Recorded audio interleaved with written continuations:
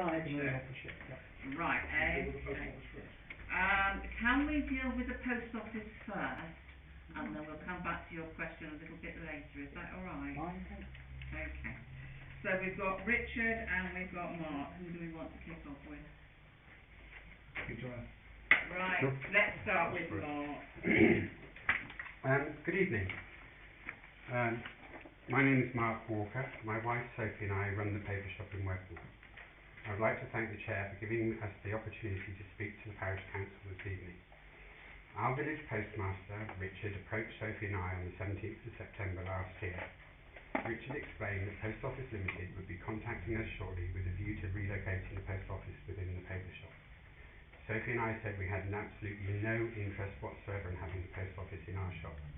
We did not need the extra workload, responsibility or the extra hours whilst our children are so young. Nor did we relish the extra security measures which would have to be taken to meet Post Office Limited's requirements. Richard asked us to refuse the Post Office's approach, to say no. We agreed to do this and Richard left happily, as were we. During the third week of October, one of our customers informed us that the Wedmore Post Office was up for sale on the internet. Whilst we thought this was unlikely, we had a look and were surprised to find an advert. To our horror, part of the remuneration package was income from the installation of a national lottery terminal. Currently, the paper shop has the only national lottery terminal in Wedmore. In the interest of clarity, Wedmore Post Office has a contract with the UK Health Lottery. This is a separate entity and completely unconnected with the National Lottery. We phoned the National Lottery. They informed us that as someone had applied for a terminal, Post Office Limited would be entitled to advertise this as part of the offer for anyone interested in running a post office in Wedmore. This caused Sophie and I great anxiety. We telephoned Post Office Limited in order to find out what was going on. At our first meeting with Post Office Limited, it was explained to Sophie and I that the Wedmore postmaster had declined the new form of contract with Post Office Limited. The representative from the Post Office Limited explained that the postmaster had also decided not to take advantage of its offer of expert advice to develop his business and maximise his income, allowing the post office to stay where it is, utilising the new form of post office business model. The representative also explained that Richard had made it very clear to the post office that he did not want to leave the premises he occupied. Nonetheless, Post Office Limited insisted it would advertise the business opportunity in Wedmore on the internet, until such time as someone took up the offer to provide post office services in the village. On the Post Office Limited's website, it sets out clearly what the company seeks in someone who will run its post office local store. Post Office Limited is looking for an operator with an attractive and significant retail operation, ideally a convenience or large CTN, from which a selected range of post office products and services can be delivered from the retail sector counter. As the Parish Council will be aware, for the last few years there have been several rumours that Veterans, the Co-op, Spa are interested in opening businesses in the village of Wedmore. As a result of our discussion with Richard and with Post Office Limited, Sophie and I felt we had no option but to safeguard our business, the paper shop, by expressing an initial interest to Post Office Limited. We believe this would give us time to consider all the options further, as any interest expressed by a third party triggers the removal of the advert from Post Office Limited website during any discussion. Sophie and I have kept Richard fully aware of our decisions at every juncture throughout this process. We have acted honourably and honestly throughout this whole business. We feel the hostility vented in our direction has been misdirected and is unjust and unfair. Criticism should be levelled at the Post Office, not at us. We recognise this hostility will have resulted from a lack of information. We look forward to the 29th of April when Post Office Limited can confirm what I have said this evening, and we will again set out the circumstances which have led to this situation which we all find ourselves. We feel that what we have done is in both the interest of our business and ultimately of Wedmore. Thank you. Thank you, Mark. One minute here. Have you got any questions that you'd like to ask?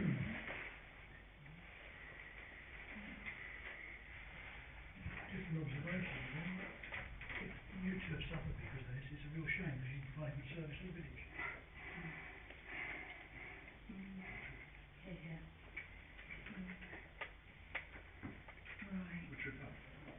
Richard, you're going to speak next? Yes, mine's a bit more informal.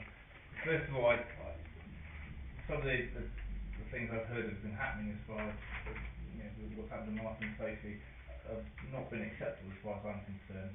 I think they've received some pretty poor treatment from people, which is not, you don't expect that, not irrespective of the business that's going on, but they've had the rough end of the stick. And I did actually put a note underneath the documentation in the post office, basically saying that anything that relates to this, any anger or frustration should be directed directly at Post Office Limited and not to anybody else. So I'll say that before I start. Post Office have over the last 3 years been implementing what they call a network transformation scheme. It's a government-backed and funded policy to basically save money, but also rejuvenate the network and relocate, more often than not, smaller post offices or post offices that don't necessarily have their own retail offering into other shops which have a existing retail side. When Post Office came and saw me, and then obviously as Mark mentioned, there's an opportunity to turn your business into this type of business. The criteria they were basically looking for, and we're talking about the Post Office in Wedmore, is a longer opening hours and a turnover, a retail turnover of in excess of £4,000 a week.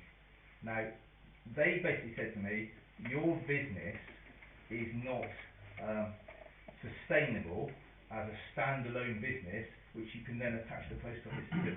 So that's why at that point, I basically said to them, no, I don't want to lose the post office, I don't want to close the post office, but they turned around and said to me, okay, your business is not the type of business that we want to place a post office in.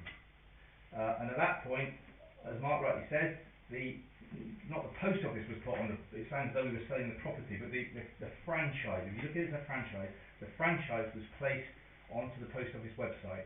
And as Mark explained, they obviously took the opportunity to move forward and look at taking that opportunity to safeguard their business. But the villain in the piece is Post Office and their policy, which they're following to the letter, irrespective of any individual local circumstances. I think a recent example of this is Rington, where a similar situation has occurred, where the post office has been moved.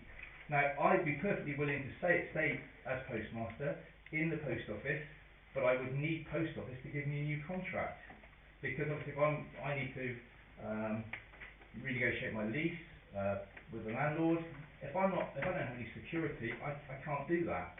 So I'm obviously between a sort of rock and a hard place. Post Office won't provide me any security, I can't take my business forward. So I don't know where I am. I'm in limbo. Thank you. Has anyone got any questions for Richard? Have you guys been completely open with each other at all steps of this kind of route? We as Mark said, we met last year. Yeah. And the situation changed since then, obviously, because Mark's obviously got concerns about another. If this situation didn't happen here, in 6 months' time, another retailer could come in the village, and we go through this whole thing again, and it will all start again. It's not where it's moved to; it's when they're going to do it, because they will continue to try and move it, because it's a national policy backed and funded by government. The strategy, I guess, is to tack the post office onto a more successful retail business.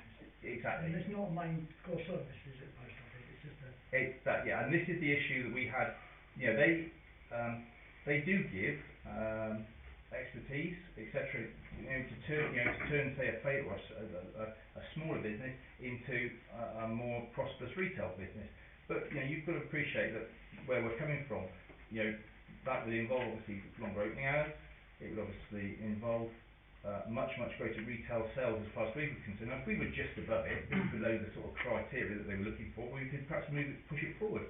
But we're nowhere near that. We're not that type of shop, and that's why we're deemed to be not viable. Excuse me. Yeah. Are you saying that all the protestations and all the letters we write in the world aren't going to make any difference? I'm saying that for it to post office, as far as I'm concerned, within the police, need to consider they're obviously going through a process which they say is a proper consultation process, but you can draw your own conclusions from that. If the consultation say didn't happen, or sorry, the outcome was to say remain at the current location, they would still have to provide me with a new contract, because I can't continue in this sort of Netherlands. Alex, isn't it a question? Well, it was related to what Richard was just saying, because what I understood before you said that was that the post office have effectively made a decision that they don't want the post office in Wedmore to continue to operate as it does.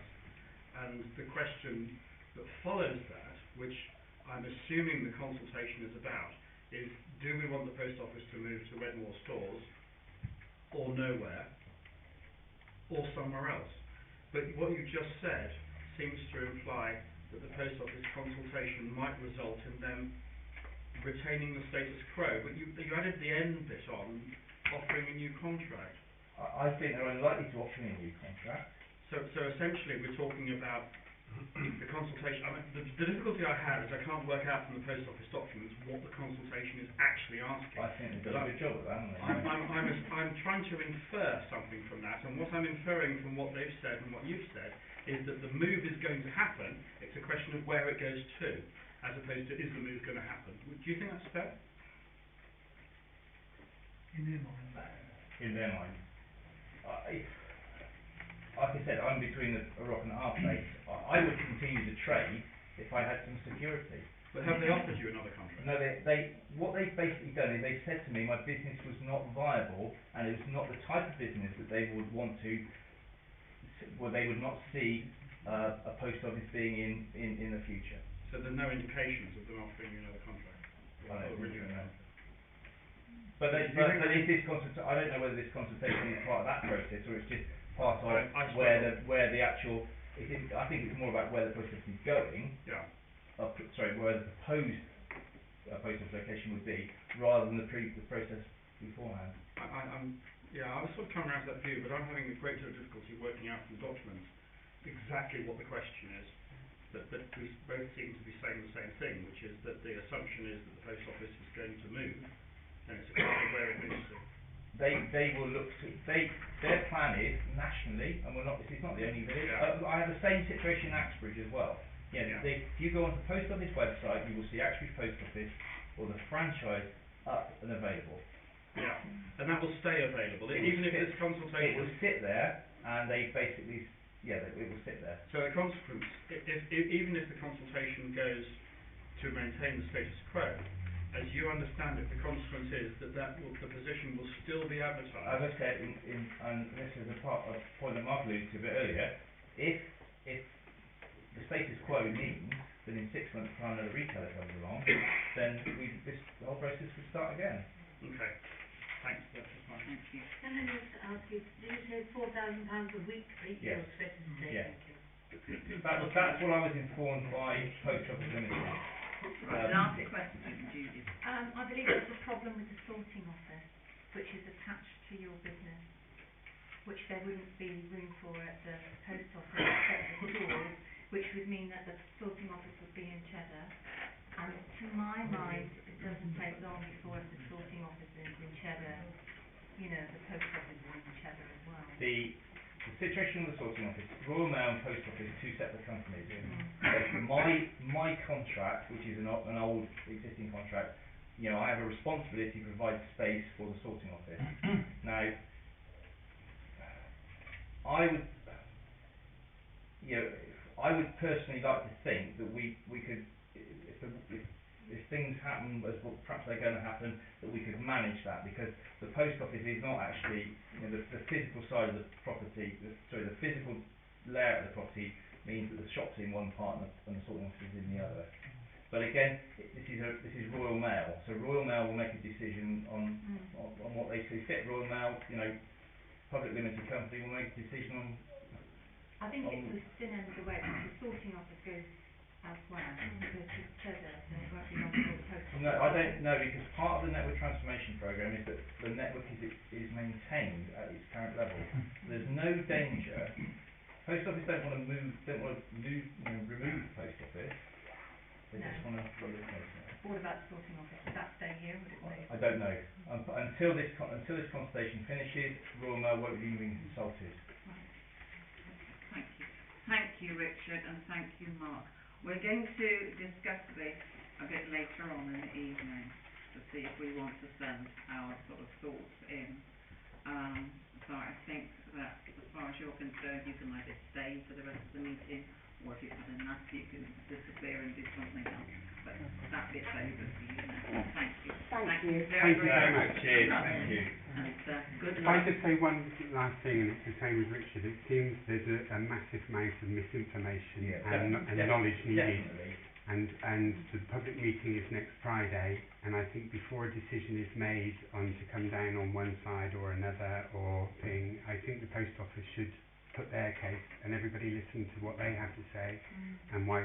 So, but that's just a final thought. It can be off the record, but listen to what everybody has to say before a decision is made. Thanks very much. Thank you.